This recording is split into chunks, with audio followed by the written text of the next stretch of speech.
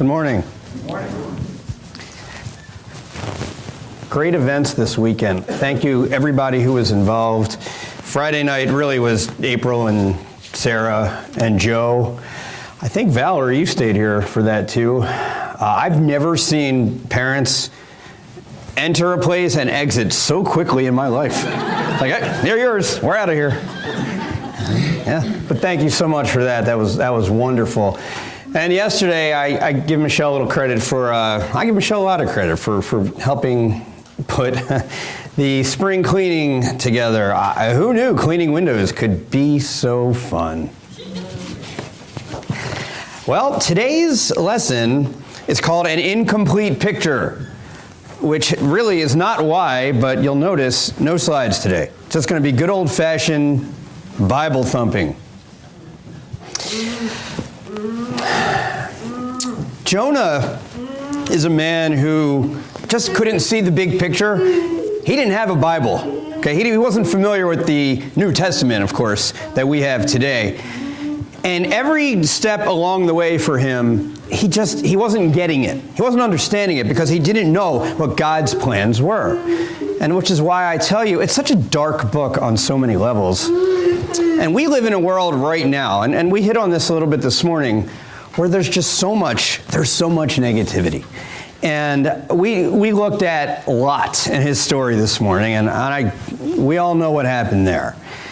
And you read that, and you're thinking, has anything changed in the last 3,900 years? I don't know. But here's what I do know, and I want to thank Al for pushing this narrative this morning of hope. And we have hope. What I worry about is, does hope get lost in a sea of cynicism? You watch the news, you read the newspaper or articles online, and worse than that, everybody has an opinion in the comments section. And I mean, everybody has an opinion in the comments section. And no one ever tackles the problem. They always tackle each other, right? Even sports talk radio I was listening to this week, and people were not so much attacking the problem, like the teams, if you will. It's just everything is a personal shot. Why does everyone have to be so personal? And it's a shame. I want to encourage us as a congregation, as individuals, but as a congregation, to remove that discouragement. Because regardless of what happened in Jonah and to Nineveh and what happened thousands of years ago with Lot, I truly believe better days lie ahead for us. Last Sunday night, I spoke briefly about the past and how dangerous it could be if we stay in the past.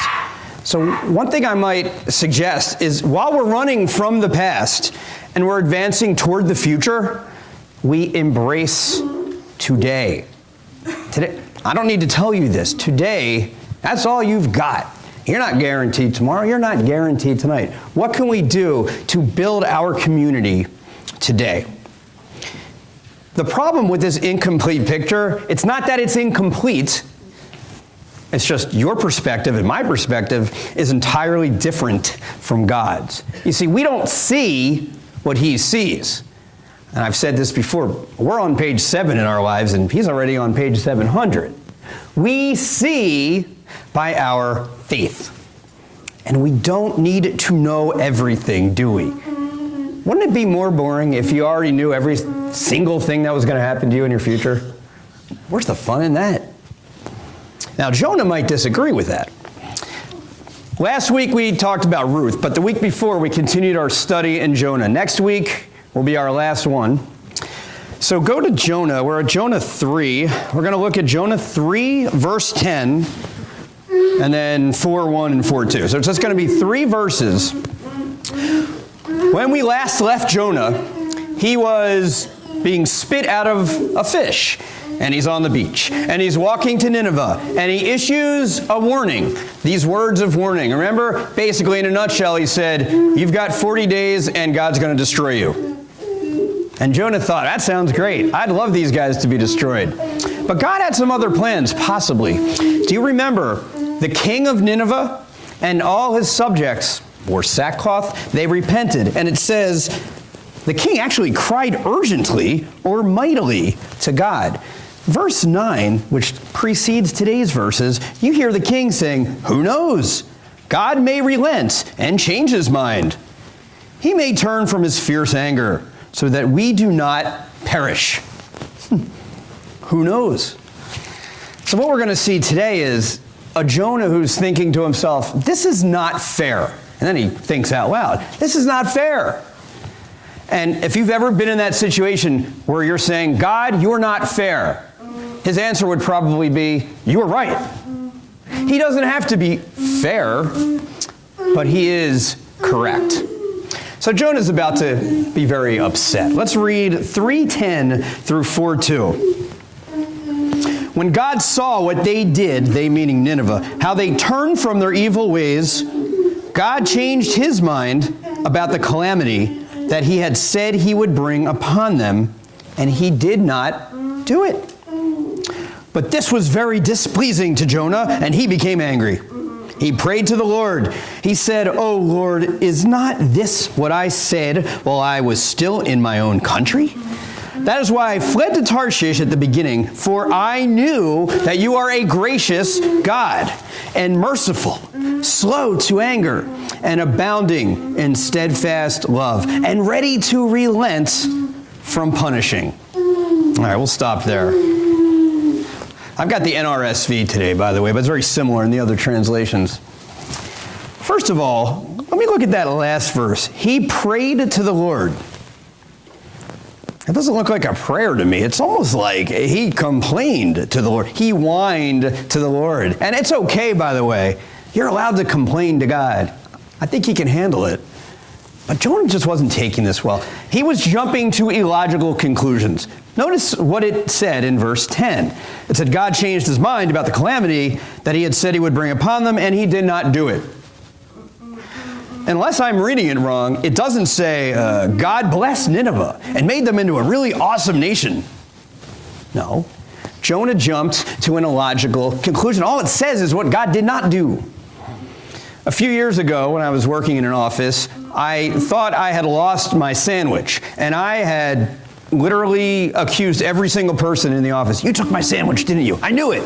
Meanwhile, it was in my backpack the whole time. I jumped to an illogical conclusion. This is a long time ago, folks, by the way. But we can do that. And by the way, Nineveh would eventually be destroyed in the year 612 BC, which was approximately 170 years after this. They would get theirs. Now, of course, Jonah doesn't have all those facts at a time. This is his incomplete picture. What we are left with regarding Nineveh, this is a temporary deal. This is what's known as a stay of execution. But again, Jonah did not know that. And by the way, Jonah is not the only prophet to tell us what's going to happen to Nineveh. If you turn to the right, a couple prophets. If you go to Nahum chapter 3, verse 1, city of bloodshed, utterly deceitful, full of booty, no end to the plunder, talking about Nineveh. And then 5 through 7 in the same chapter, I am against you, says the Lord of hosts, and will lift up your skirts over your face, and I will let nations look on your nakedness, and kingdoms on your shame. I will throw filth at you and treat you with contempt and make you a spectacle. Then all who see you will shrink from you and say, Nineveh is devastated. Who will bemoan her? Where shall I seek comforters for you? And then Zephaniah in chapter 2 and verse 13 of his prophecy says, God will stretch out his hand against the north and destroy Assyria, leaving Nineveh utterly desolate and dry as the desert. To be fair, they are both after Jonah's time. So again, Jonah did not have all the facts. He didn't have the full picture. And what he really couldn't wrap his mind around was God's forgiveness. And we're going to talk about this in a minute. I know there are people who you believe do not deserve forgiveness, but receive that forgiveness and grace anyway.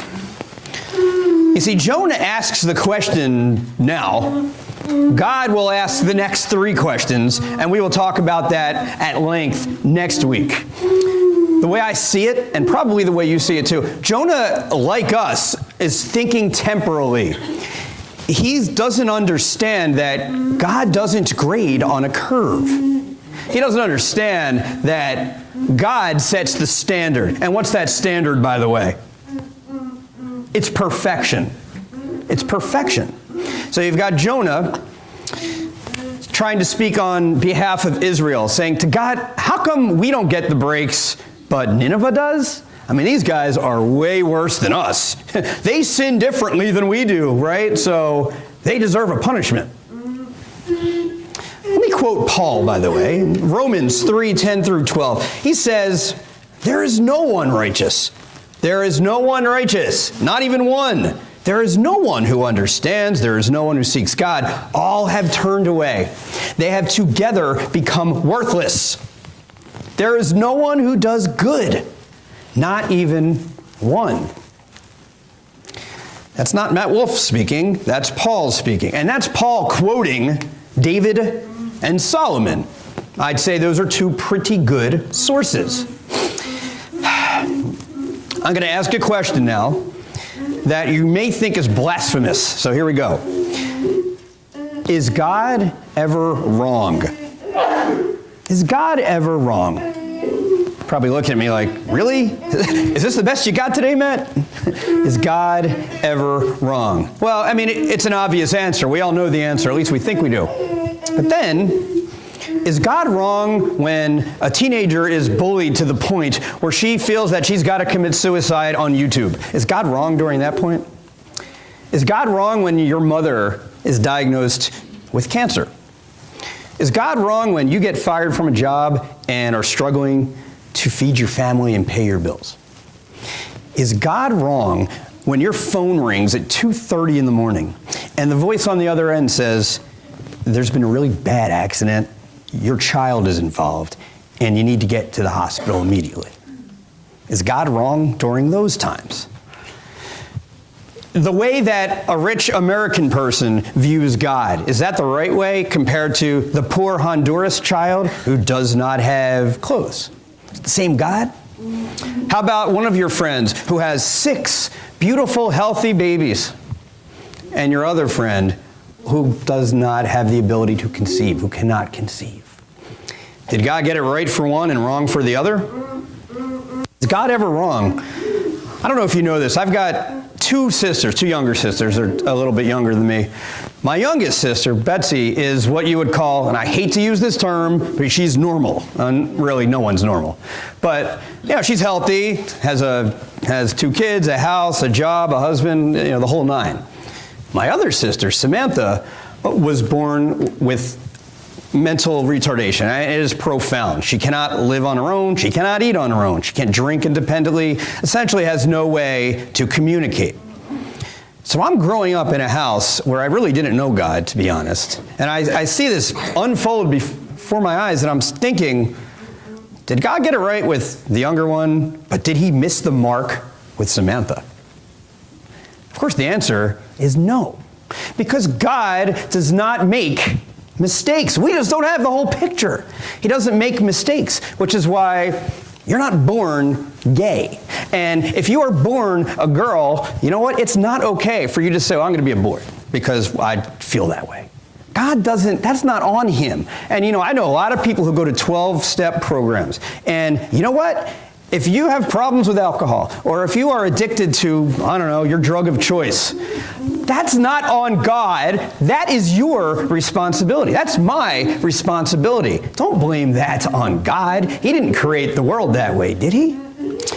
God does not make mistakes. He fixes them. Nineveh was spared, and this looked like a horrible mistake.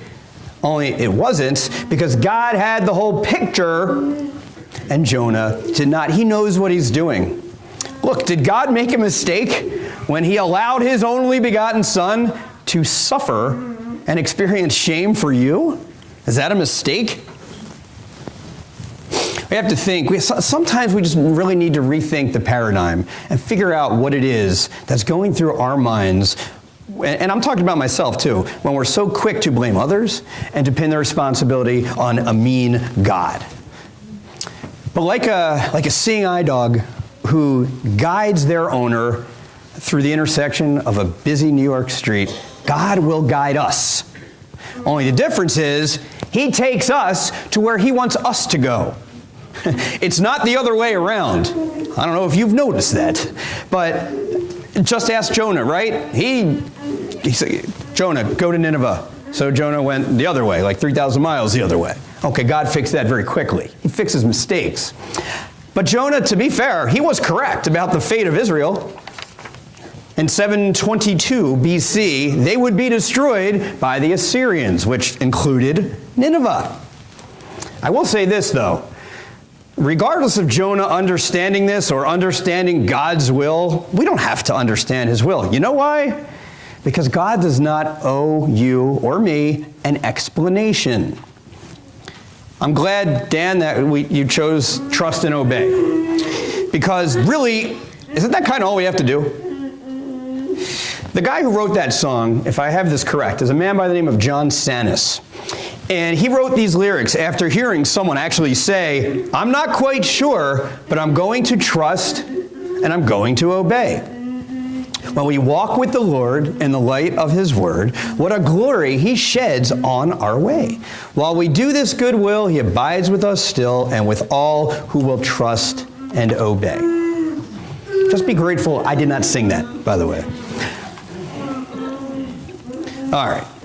Life isn't fair. God's not fair sometimes. Okay. We've all seen the book, Bad Thing, or what does it say? When bad things happen to good people. Notice the title is not, here's why bad things happen to good people. And by the way, what about the reverse? Do we ever wonder why good things happen to, quote unquote, bad people? The greatest sermon ever preached, of course, was the Sermon on the Mount. And what does Jesus say in Matthew 5:45? What does God do with the sun and the rain? Brings the sun on the evil and the good, and he sends rain on the righteous and the unrighteous. And furthermore, let me quote a psalmist, not named David, by the way. This is Asaph, who wrote a few himself. In Psalm 73, let me read the first 5 verses here. He says, truly God is good to the upright, to those who are pure in heart. But as for me, my feet had almost stumbled. My steps had nearly slipped. For I was envious of the arrogant. I saw the prosperity of the wicked, for they have no pain. Their bodies are sound and sleek. They are not in trouble as others are. They are not plagued like other people. Asaph did not understand it because he didn't have the complete picture, and neither do we. Wednesday night, Belinda, if I can embarrass you for a second, you stole my thunder by talking about Jeffrey Dahmer. Wait, just hold on. We were talking about, I don't even know how we got there, talking about how do we react when bad people die and Bin Laden and Hussein and all that? And that's not for today. We're not talking about that today. Jeffrey Dahmer was probably the most evil serial killer you can imagine. I think he killed something like 17 people. Kept 11 corpses in his apartment, and they were all, I'm not even going to get into the details because there are kids here. I'm serious with that. So the police got him, he was arrested, he went to jail, and eventually he was murdered in jail, I believe. So you're probably thinking, wow, phew, thank goodness, that's the end of that story, right? Not so fast, my friend. A funny thing happened to Jeffrey Dahmer in prison. You see, he started picking up a Bible. And all of a sudden, he believed. And he repented. And yeah, he was baptized. Jeffrey Dahmer was baptized? So if we are to believe what we believe, there's a really good chance that he's looking down on you right now from heaven. Is that fair? That guy, and look, if he's not evil, I don't know what is. Here's what I do know. I don't have to make the decision whether grace will cover his sins. And yeah, I don't think any of us have done what he did, at least I hope not. But we're still sinful. We're still sinners, and that's the reason that Christ was put on the cross. Whether you murder 17 people or use God's name in vain, what have you. Sin is a sin, isn't it? And if you don't like what God does, I can almost imagine God saying, that's too bad. Because I will not violate, and I cannot violate, my holy nature. You see, God is not ever wrong. He's never wrong. But we are. God does not make mistakes. But we do. But let me add, it's okay. We're allowed to make mistakes. Our mistakes did not put Christ on the cross. Our sins, that they did. Of course, sin, that's the willful breaking, the purposeful breaking of God's law. Every week we partake in the Lord's table, and it's so important for us to remember that we eat and we drink. We're cleansed. We're purified. Do you have any idea the magnitude, the gravity of that? And we do a great job explaining it each week, don't get me wrong, but I just think we need to go home and thank the Lord even more. And we get to do this every week. We are cleansed and we are purified. And look, the sin problem is real, and God had to have a solution for it, and it wasn't a what, it was a who. And we all know who that was. I started this morning talking a little bit about community, and I think I'm going to talk more of it tonight in the evening service. Here's the challenge I have for you today. Talk to each other. Really, talk to each other. Surely there's someone in this room today that you just don't know a whole lot about. And I'm not saying, go be best friends with everybody and go grab a meal. You don't have to do that, unless you want. After church today, or maybe call someone, hey, I just wanted to let you know I'm praying for you. What can I pray for this week? Tell me a little bit about your background. What is your story? How'd you come to the Lord? That's what's going to help us grow as a community, because we have a very transparent congregation. I just don't think the lid is completely off yet, is it? How do we, and you've heard me ask this before, how do we handle sin? I'm not asking if we like sin. Obviously we don't. But when a brother or a sister comes up to you and says, I am struggling with this sin or I am struggling with that sin, how do you handle that? If we can't rely on each other for that help, well, where are we going to get it? And by the way, maybe you're saying, well, I don't want to offend anyone by, exposing their sin. Hey, your job as a Christian is not to minimize conflict. I hate to say it. Your job is to shine light, to expose some of this sin, because we guard the gospel by guarding the truth.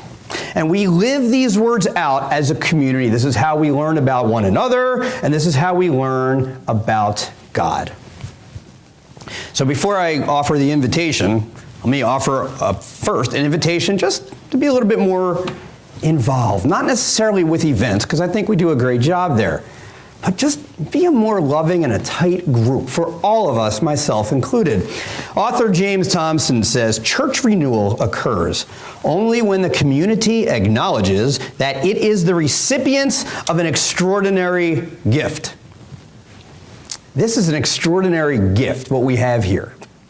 And our faithfulness to our community is a direct response to the faithfulness of His. It's simple when you say love one another. Well, that's easy, preacher. I love everybody. Well, really? This is where I talk about social media for 5 seconds. Social media has a lot of positives, but it also gives us a false sense of security, doesn't it? It kind of gives us a false sense of purpose, a false sense of perspective, a false sense of identity. Wow, I've got 7,000 friends. No, you don't. It gives us a false sense of the concept of love. And that's what I mean. Look, I can't hug Juana on Facebook. I can't shake Archie's hand firmly in the Twitterverse, right? And I certainly can't receive someone's loving encouragement with a loving tone of voice on Snapchat or whatever. You see, this is where the magic happens. That's why it's so important to be here on a consistent basis. And online sermons are great. I listen to online sermons during the week. And maybe, instead of coming to church, I'm just going to listen to a CD today. All right, maybe I'm just going to pray by myself. None of those things are bad in and of themselves. But there is no substitute for human interaction. You will not find genuine love in a 9.7-inch Retina display or an A7 chip. You won't find genuine love in 32 gigabytes or ultra-fast wireless.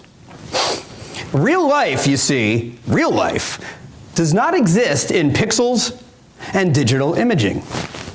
You can have the Apple iPad Air, which I like, by the way, but you can have that. I'll take the God who created the Air. You can have the glory of an HD, 4K, whatever TV. I'll take the glory of the cross. And you can have your Samsung Galaxy life all you want. I'll take eternal life. This is our time. This is our time to fill in the blanks of that incomplete picture. It's our time to be a magnet, to draw others to Jesus Christ. Before we close, in 1940, in June, France surrendered to Germany. This is right, World War II times now. Who was Germany's next target? England. Obviously, the people in England knew this, and they were very worried, they were freaking out, and they were anxious, and miserable, and scared to death. They had a prime minister by the name of Winston Churchill, and he addressed his people this way. I'm going to quote him. He says, "Hitler knows that he will have to break us in this island or lose the war. If we can stand up to him, all Europe may be free, and the life of the world may move forward into broad, sunlit uplands. But if we fail, then the whole world, including the United States, including all that we have known and cared for, will sink into the abyss of a new dark age, made more sinister and perhaps more protracted by the lights of perverted science." And then he continues, "Let us therefore brace ourselves to our duties, and so bear ourselves that if the British Empire and its Commonwealth last for 1,000 years, men will still say, this was their finest hour." Unquote. Our finest hour at this church lies ahead. We haven't seen it yet because our picture is not yet completely written. Our story is not yet completely told.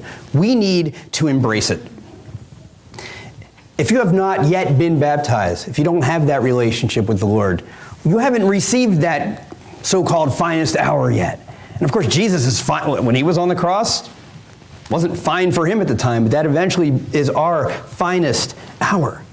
If you don't remember anything of what I said today, at least remember Jesus, because we can't do anything without him. So if you're willing to take off those old clothes and put on a new identity, let us walk with you. Let us help you. You're not in this alone once you get baptized. Come talk to someone immediately following church today, and we'll help you take that first step toward eternal life. And now Dan's